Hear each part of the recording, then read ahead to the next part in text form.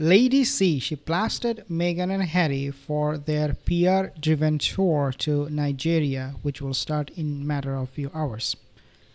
Why she blasted them and what did she say?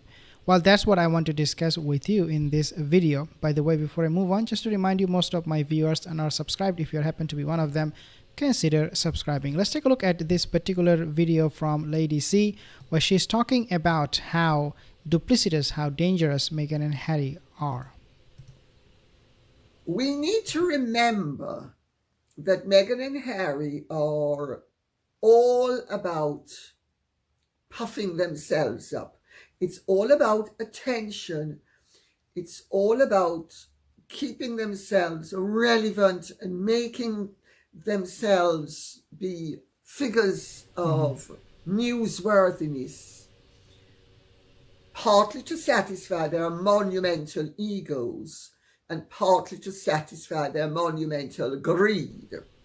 Absolutely, this is all about greed and this is all about ego. Now, before I talk about how this is backfiring and what is happening, I want to tell you a few things here. So Nigeria, they are going to be providing them top-notch security because this defense chief, he invited Meghan and Harry to Nigeria because he believes in his head, for whatever reason, that by coming over to Nigeria, Meghan and Harry, they can actually provide some counseling. They can talk to those veterans, these wounded soldier, and encourage them and motivate them. So that was the main reason why, according to some media, Meghan and Harry, they were invited to Nigeria at the request of this chief of defense of Nigeria. Obviously, it looks like to me a complete PR stunt that Nigeria government, they're trying to pull here, because quite frankly, Meghan and Harry, they're the last people to understand others' problem, to understand or sympathize with other people, because take a look at their personal life. They have no sympathy for their own family members. Meghan doesn't talk to her father. Meghan doesn't understand his pain. Harry doesn't understand the pain of his brother, his father. So are they going to be the best people, the role model for this wounded soldier in Nigeria, to have a lecture on how to feel good and how to motivate, how to inspire? I don't think so. But if Nigeria is providing this top-notch level of security, why then not bring the kids? This is not a public event. This tour to Nigeria is not a public event. It is going to be held in private capacity, quote unquote, and therefore they will not be exposed to the public, and therefore there will be less risk. If that is the case, then why they don't bring their children? Well, you guessed it right. These children, invisible children, they do not exist whatsoever. But here is the thing. Meghan will be, even though they're not bringing the children, even though they are going to be there just on their own, Meghan and Harry, but believe it or not, their entire security will be at the mercy of the Nigerian government. In other words, if the Nigerian government fails to provide them airtight security, that means Meghan and Harry will be in big trouble, because we know the security in Nigeria right now is not the greatest. And therefore, if there is a lapse, if there is a leak in security detail or whatever, then they will be in big trouble and they will be at the mercy of the Nigerian government, even though high security was promised to these duplicitous duos. Then why are they still going there if the security is not good? I mean, if there can be a lapse, if there can be a problem with the security, then why Meghan and Harry, they're still going there? Well, the answer for that is Lady C, she mentioned it in another video.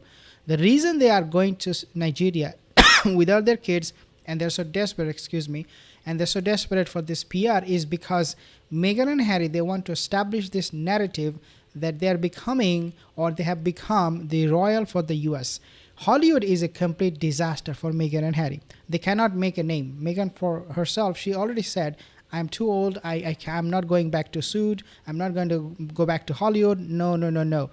The only way they can separate themselves from the successful A-listers in the Hollywood, because they need to separate, because otherwise they stand out as to be the most failed people in Hollywood, right? So they have to separate themselves. They have to show the world, the Hollywood community, that no, we are not done. We are still royal. We have that charm. We can use our royal titles, our royal association. So they want to establish this narrative that somehow they have become US royal. They could not become UK royal, but they're now becoming US royal. So for them, this particular trip to Nigeria is very, very important for PR, because if this trip is successful, then according to Lady C, she said they are going to be making more and more trips like this in the future, appearing to the public that US now has a new royal in their country. Now, all of these are backfiring, as I said, and take a look at this particular report. This individual is explaining why that is the case, why this could backfire. And when he was asked this question, this is what he said.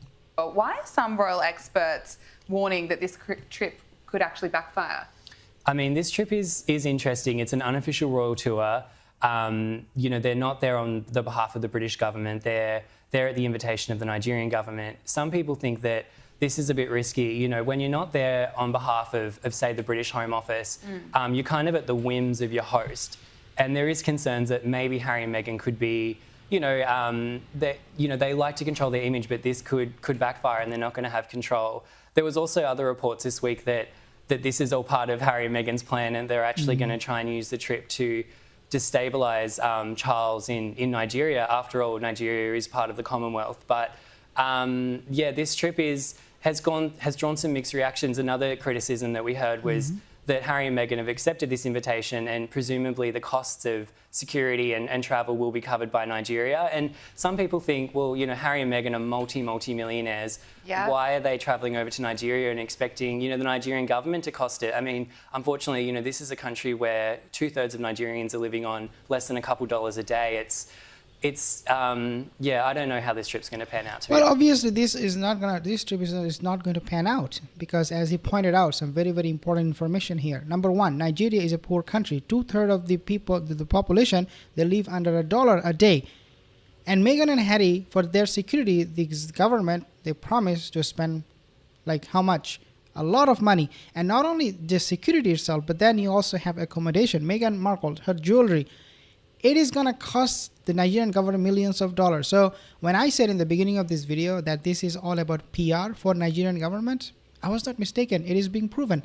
And this whole thing is going to backfire not only just on Meghan and Harry, because they have chosen this country to compete with the King Charles, to compete with the monarchy, to compete with their reputation, but it is also going to backfire on the Nigerian government for spending so much money on this worthless two duplicitous duos for absolutely no reason. And this is what I believe will happen. Eventually, Nigerian government will be markled. They are already, and unfortunately, they are learning a lesson in a very painful way. I have some comments here. Janet, thank you so much for your super chat. $2.99. Thank you so much, Janet, for that. Some comment here. Lane, Leo the Lion, thank you guys. Lane, Mark, thank you guys. If you have any more comment, leave a comment in the comment section below, and I will see you in the next video. Have a wonderful day.